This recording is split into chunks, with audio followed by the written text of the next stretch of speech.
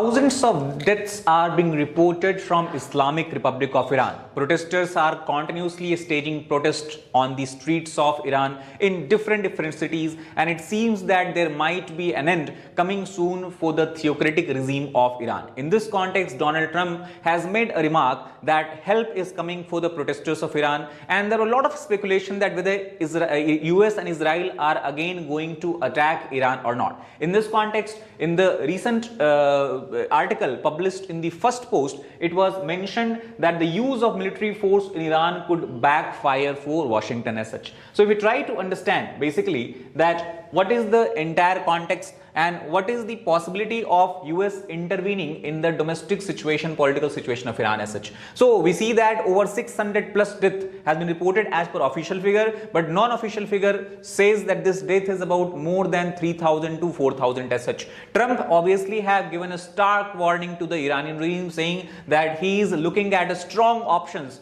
and if Iranian regime goes on and execute the protesters, in that case Trump would obviously intervene and can even attack Iran as such. But again, yesterday, because of the intervention by the US Arabian allies such as Saudi Arabia, UAE, Qatar, it seems that Trump has now softened this stance, and also he has stated that there should be a possibility of giving at least one chance to the Iranian government as such.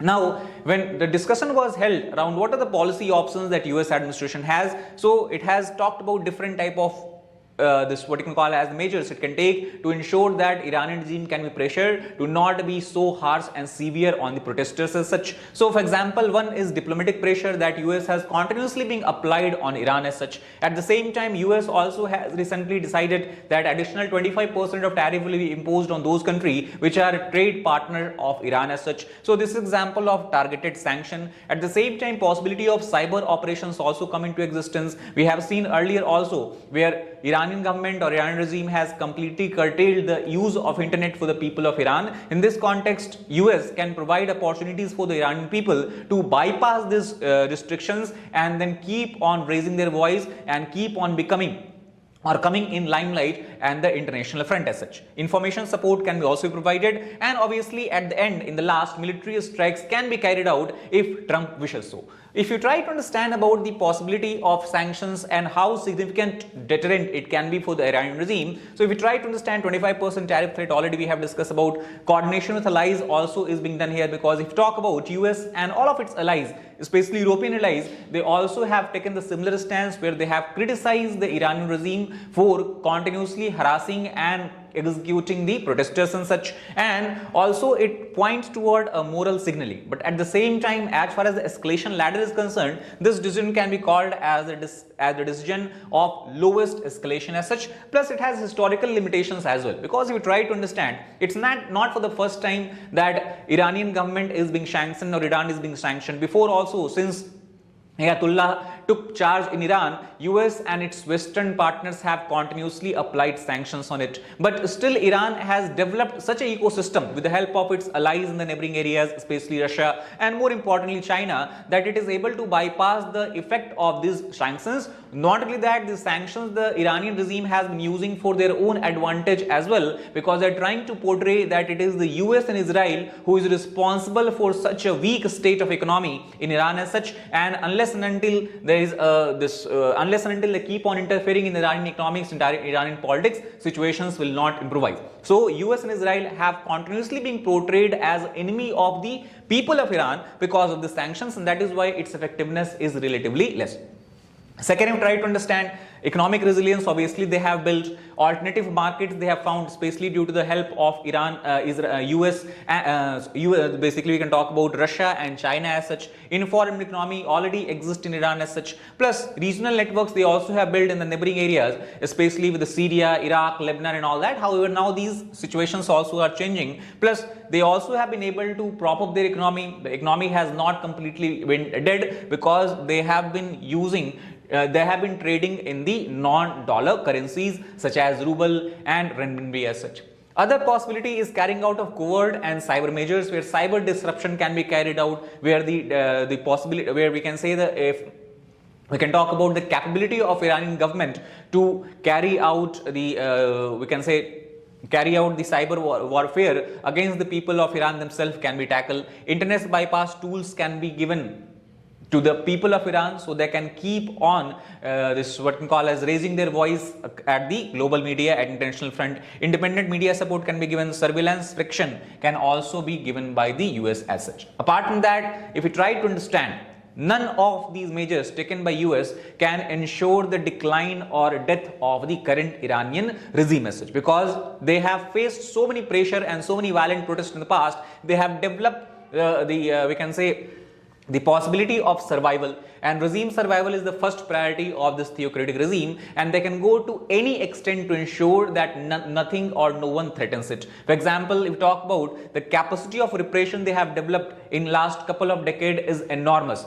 No matter which kind of protest, whichever cities, wherever it is erupting from, Iranian government today has a clear capability to repress it, suppress it by using brute force, even if it is required as such. Plus, at the same time, we see the elite of the Iran, whether they are from the army, whether they are from the IRGC, whether they are from the government administration, there is a clear degree of cohesion. All of them are basically having same view when it comes to US and Israel. They consider them to be the enemy, and they do not want any interference of US and its allied countries or allied partner Iran as such, and that also presents a major challenge, because unless and until the support or the protest we talk about that is being carried out by people is supported by some main leader who is present in Iran, or some main group, whether it is army group, IRGC group, or even we talk about the clerical group, no changes on the ground can be expected. So there is going to be a limited change as far as the behavior of Iranian government and regime is concerned, and whatever US has done or is expected to do short of carrying out a strike will have a symbolic impact only, because talk about Ayatollah Ali Khamenei,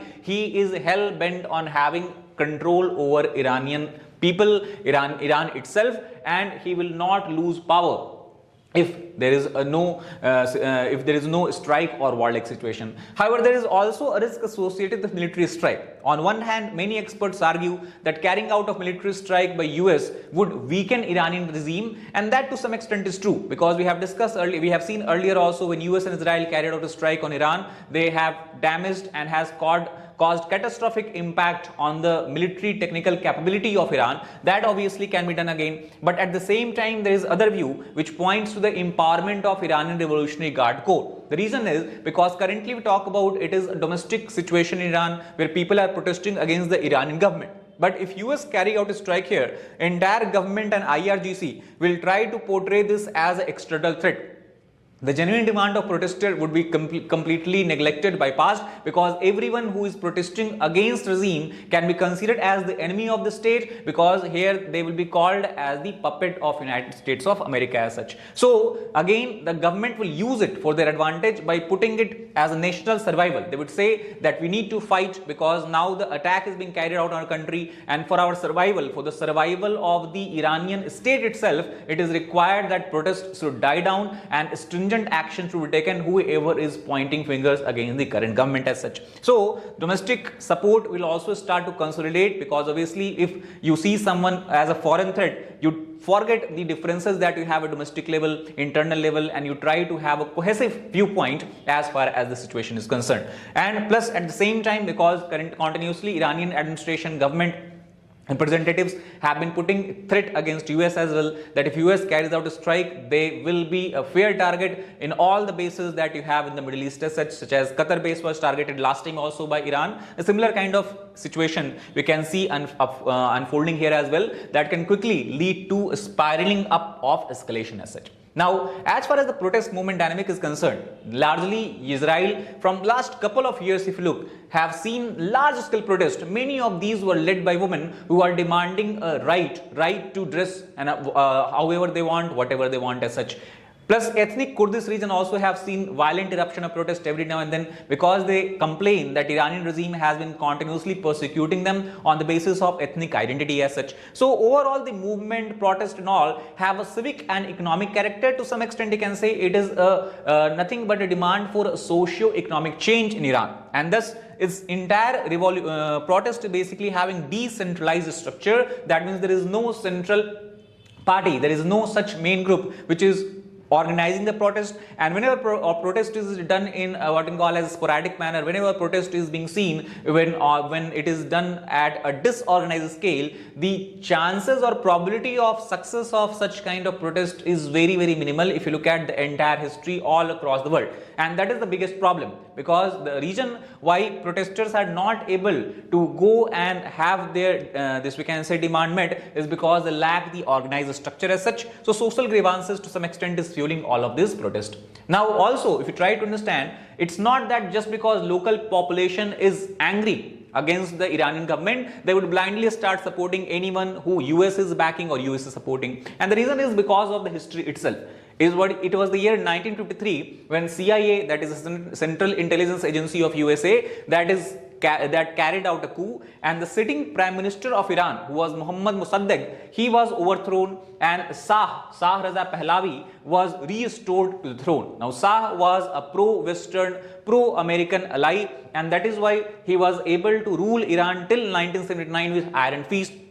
Most of the decisions that Shah took, people of Iran believe, was not for the benefit of Iranian population, it was to benefit the benefactors such as US and Western countries as such. And that is why there is also anti-Shah sentiments that have kept on proliferating among the people of Iran. They remember that how Shah ruled in Iran, how he has basically stifled the progress, development, and even we can talk about the freedom of the people of Iran. Plus, at the same time, neighboring countries also point toward a bad situation or talk about the unlikely likely outcome. For example, you talk about Iraq. We have seen when US intervened in Iraq, it did not lead to revival of democracy, even though earlier Saddam Hussein was considered as dictator. But when Saddam was ousted, it's not that Iraq became a kind of proliferative democratic state and everything become normal as such. Iraq today is in much more worse situation than compared to what it was during the Saddam's era. Similarly, we talk about Syria. Syria in the recent time is a clear example where US is not so much worrying about democracy and establishment of rule-based order. US simply want to establish such a regime which benefits it, which does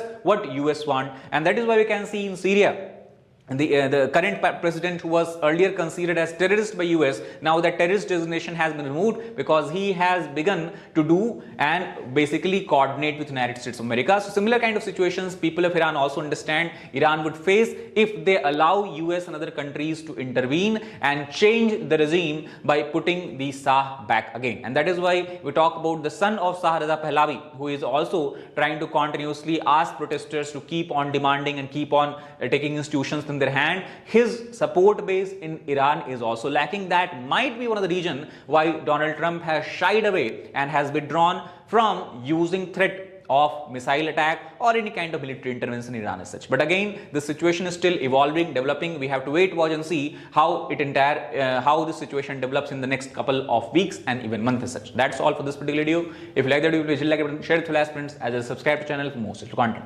Thank you very much.